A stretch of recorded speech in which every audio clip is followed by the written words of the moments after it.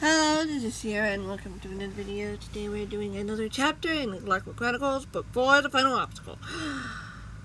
And in the last video, we ended off on a cliffhanger. Yeah. And we're going to continue where we left off. Yes. We're not going to finish it today, but we're getting very close. We're at chapter 31. 34 chapters, and the epilogue afterward. Yes, there's an epilogue. Because I wanted to have an epilogue. It could have worked fine as a short story, but it's an epilogue. Let's do it. Yeah. We'll see how this goes. Depending on how long these chapters take. We'll see how that happens. Did it. Chapter 31. If you haven't read any of the other chapters yet, be sure you do so. Okay? It's spoilers. Especially since this is a continuing on what we left off. Sam lunged at the tall man, seeing his attempt to attack the cat, who was struggling to get to his sword. Sam, Squishy, and William had seen everything once Barnaby had gone to get them.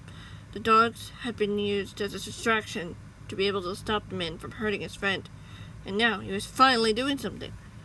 Sam? The cat's voice groaned from behind him as the boy pushed the man back. The tall man was startled by the boy's quick response.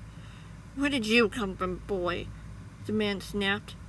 Once he gathered his composure. What do you think? The boy replied, raising an eyebrow. I'd appreciate it if you left my friends alone. You've had enough. The man snorted. You don't tell me what to do. I wouldn't be so sure, Squishy replied from behind him, as she lunged at the man, grabbing him and tossing him to the ground. What in the man stammered as he stared up at the angry yellow duckling. What's the meaning of all this? It means we best be on our way, the voice said behind them. The boy heard an audible gasp from behind as the boy whirled around just saw Mr. A go for the fallen blade, preparing to lunge for his friend. I don't think that'll be happening, the boy said firmly, going to lunge at him when William beat him to it, followed by all the dogs, forcing the two remaining men to retreat as the boy went over to pick up the fallen blade.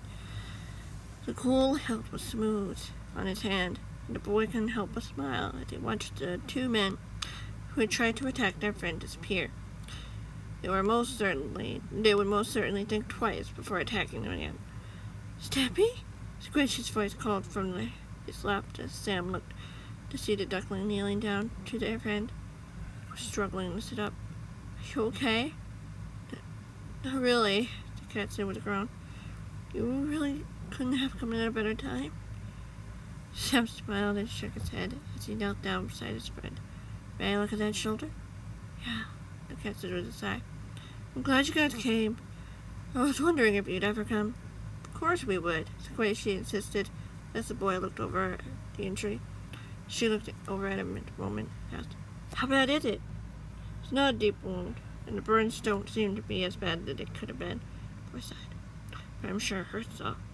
You're very right about that, the cat said with a soft groan. Do you have anything to help with that? No, I do, the boy said with a smile. She pulled out a healing potion and gave it to him. As the cat downed the bottle, the boy finally said, You should probably get going back to your home. The cat nodded. It's alright if I sleep in the living room tonight. I don't feel it's safe for me to be in my room for now. Someone can stand outside the door to keep watch. I don't mind that, it's just... I know, the boy said with understanding. I'm glad you're okay, though. I'll live. Thanks to all of you, the cat said with a smile. Squishy helped him to his feet. They began to walk back to the house, the boy glad to see that nothing horribly wrong had occurred.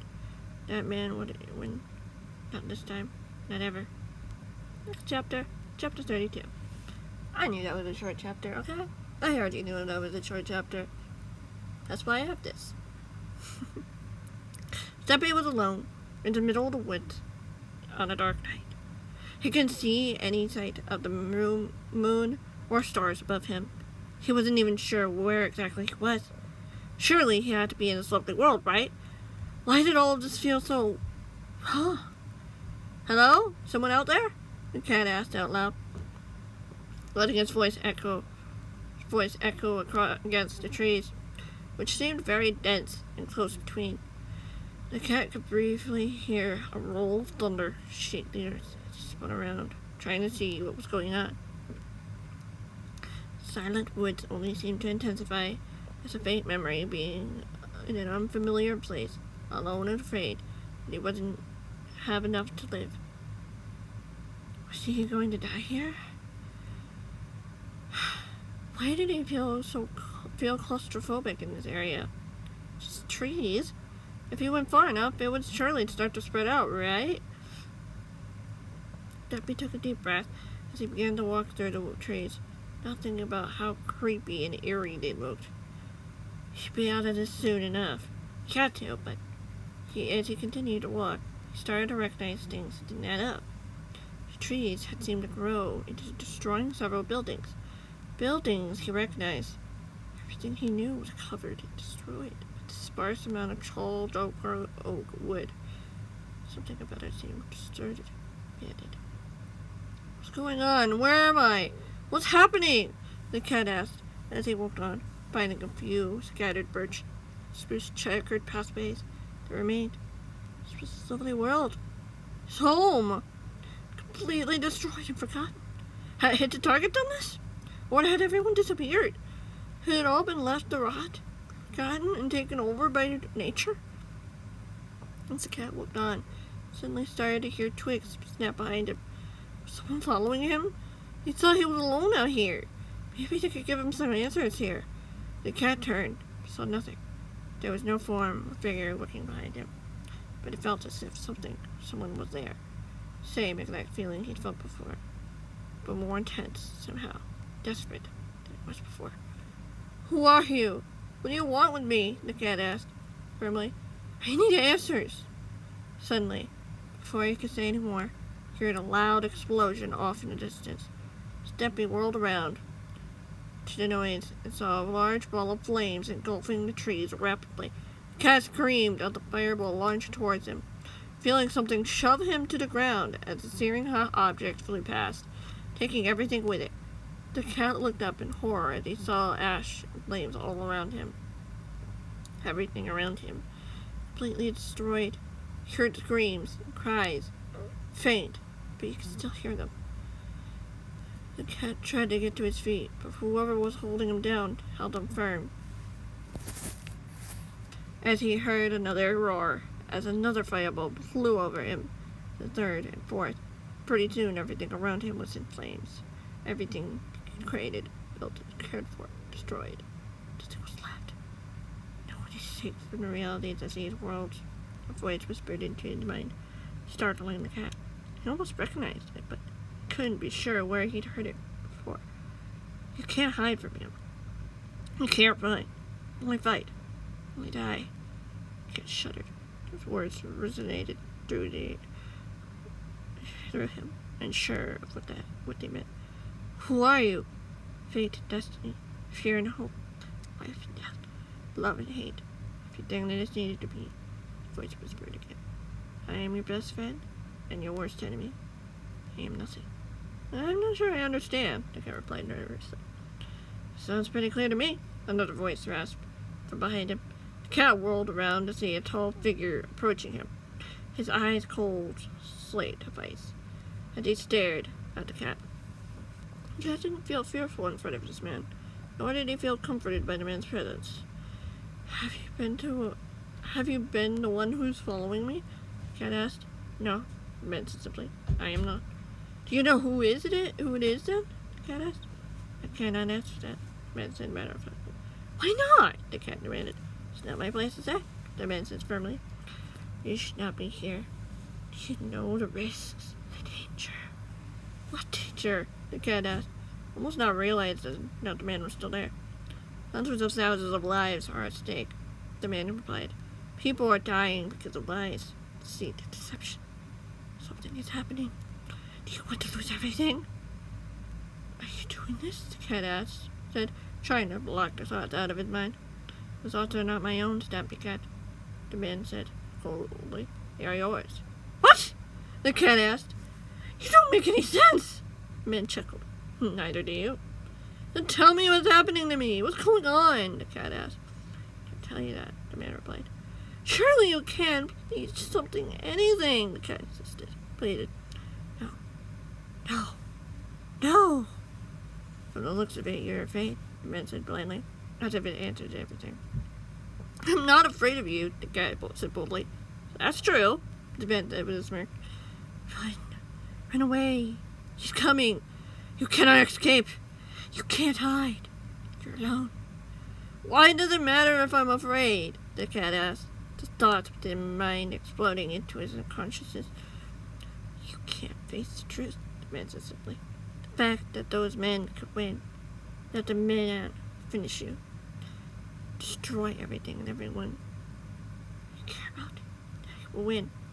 I am not afraid, the cat insisted. You are, the man mused with a smile. He took something from you that you gave me back. Not something, he said. I'm not sure why that matters. You're afraid to risk yourself, to go aside what feels safe.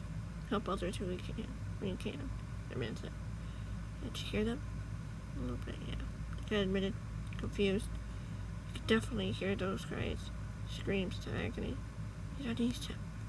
He's hurting them, destroying them. He'll destroy you. He's coming for you. You make these things stop? The cat asked the man, feeling himself starting to shake. You need to face your fears, otherwise you'll never see the end of the storm, the man said. Help them. Help them! Please don't leave them to die. How? The cat whispered, unsure of whom he was speaking to. You'll know soon enough, the man said with a smile, as he lifted his hands, a roar shaking the earth, as the cat looked up in horror as a wave of water rose above them, towering above even the trees as it began to crash upon them. The cat screamed, sitting bolt upright on the red couch in the living room, as it gasped for breath. Frightened? Confused? By the tree. Yeah.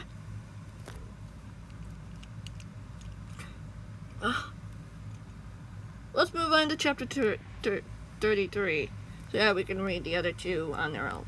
Alright? Chapter 33. It had been a few days since the man had attacked Stampy the first night they had returned.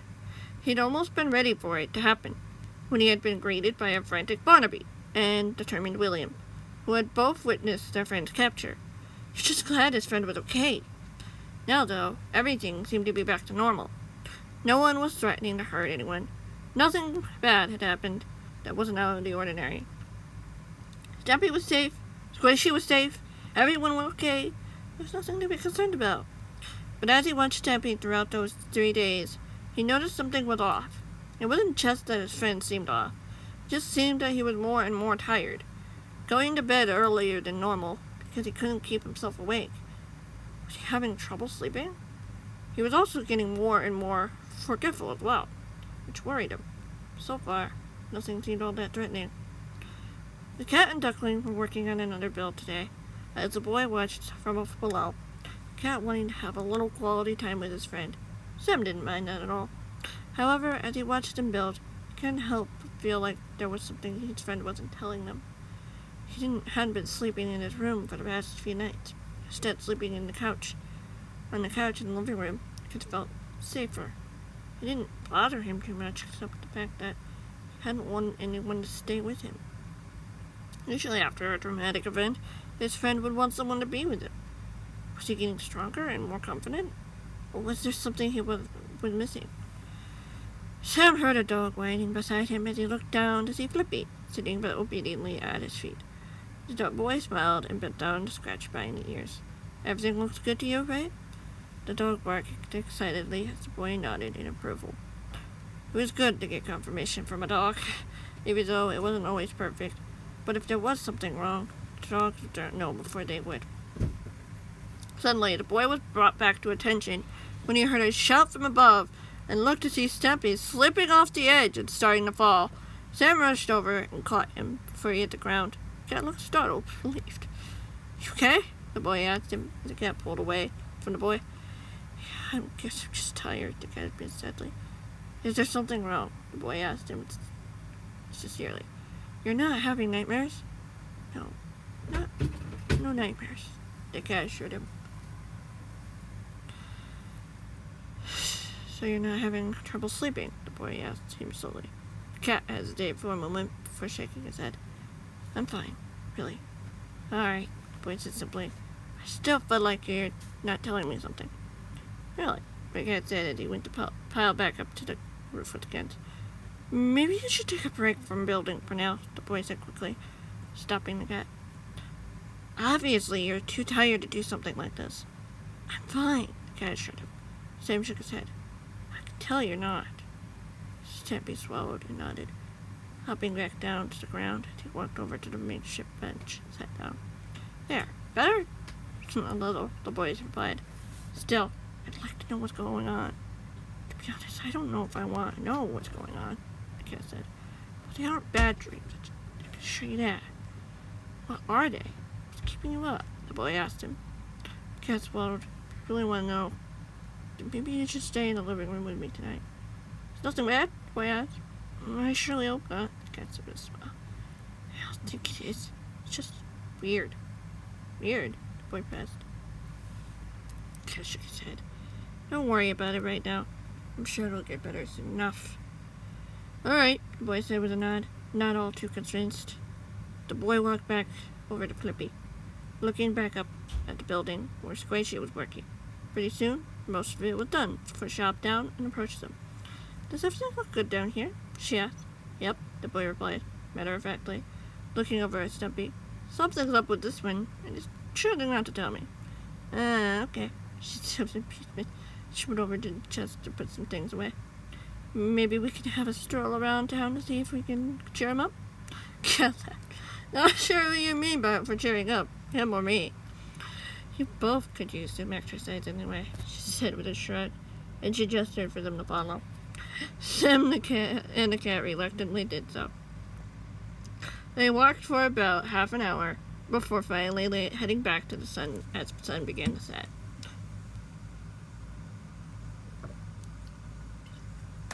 Are you tired yet? Squishy asked the cat. The cat muttered, and he stifled back a yawn. I'm not having trouble falling asleep, if that's what you're worried about. She laughed. Well, get to the bottom of it. You know that.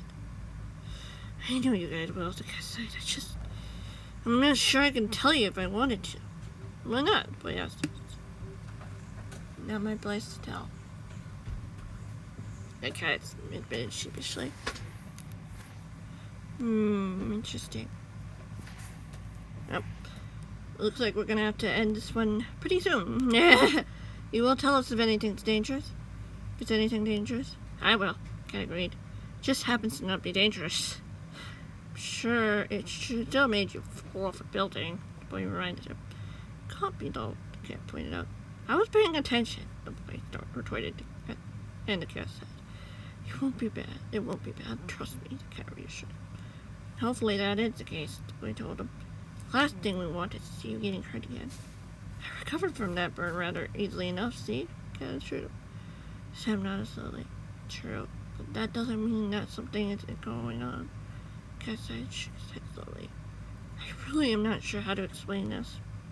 We'll worry about it when we get back home, Squishy replied, to give you time to think about it. The cat smiled sadly and nodded. Thank you. They went along, the boy alert, as he examined his surroundings.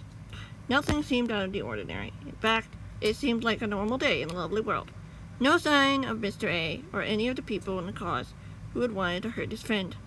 Like any other ordinary day, yet he knew it wouldn't be ordinary, because something was bothering Stampy, and he wanted to get to the bottom of it, just to make sure it wasn't dangerous. Better to be safe than sorry, after all.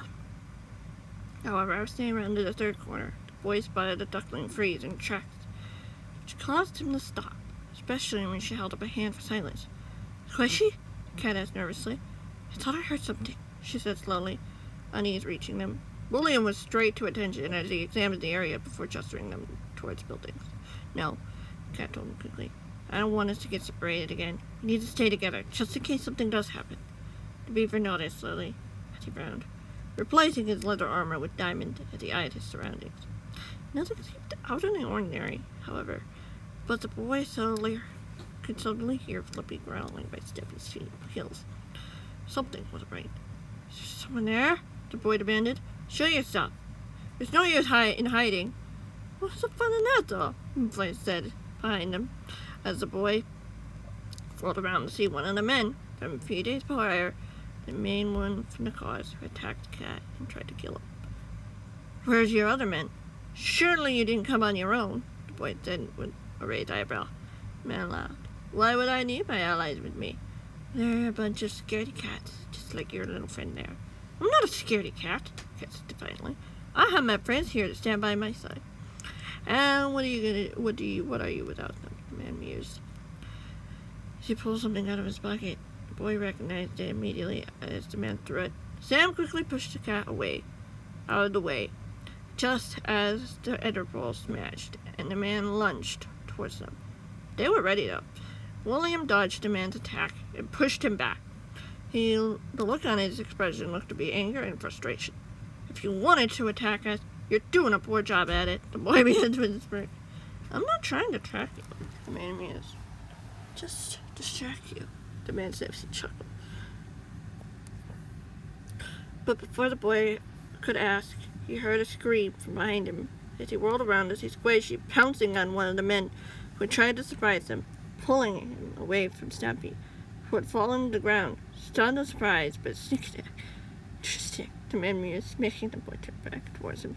However, you're gonna have to do better than that. And I can just tell my aunt what you're doing. See how well that goes, the boy replied with a shrug. Probably not well for you. But you have to catch me first, the man smirked, as he pulled out another pearl and threw it, this time straight at the boy. Sam extended his sword and deflected the pearl, smashing the blade into the teleporting man as he shoved him back. Need a hand? A voice asked from beside him, as the boy looked to see Stumpy standing beside him, sword in hand, ready and recovered from his surprise. Are you sure? Sam asked. Positive, the guy replied. I can handle it. Can you now? The man taunted as he lunged for the cat. Stampy went off to deflect the blade, and the boy watched as he expertly blotted against the man. Sam looked over to see where Squishy was as she stood up, looming over to an unconscious man. You certainly got him good, the boy said with his encouraging smile. Thanks, she said with a chuckle as she turned to the man battling the cat. You're horribly outnumbered now, and you know it. Do I? The man said, raising an eyebrow just as he pushed Stumpy backward, lunging towards him. But before the cat could deflect the attack, the man quickly maneuvered and struck the cat on the side. The cat shouted in pain as he fell to his knees. Squishy lunged at the man and sent him flying back. Her expression of anger was unwavering. Sam ran over to the cat and looked him up and down. You okay? I'll be fine, the cat stammered simply. Sam nodded, though he wasn't so sure. The boy looked up to see the man finally retreating once more. Squishy trying but failing to catch him, with William not too far behind. A few moments passed before the boy finally saw the duckling and beaver return. Squishy looked concerned at first to see the cat in pain, relieved to know that his injury wasn't severe. He still needed to be checked out, though. We should really do something about him, Duckling finally said after the boy's report. We'll figure it out when we get back, Sam told her. And the duckling nodded as the boy helped his friend to his feet. The cat leaned against him as he walked back towards the house, the boy knowing that there would be some explaining that needed to be done, not just for him or for the man who kept attacking them, but for his friend as well. He'd figured it out through due time. He would be sure of that. Anyway, we're gonna have to end that there, because hearing someone is going to happen. I gotta go, which is fine. I'll finish the conclusion later. Anyway, my voice is going crazy. I should probably stop. Okay?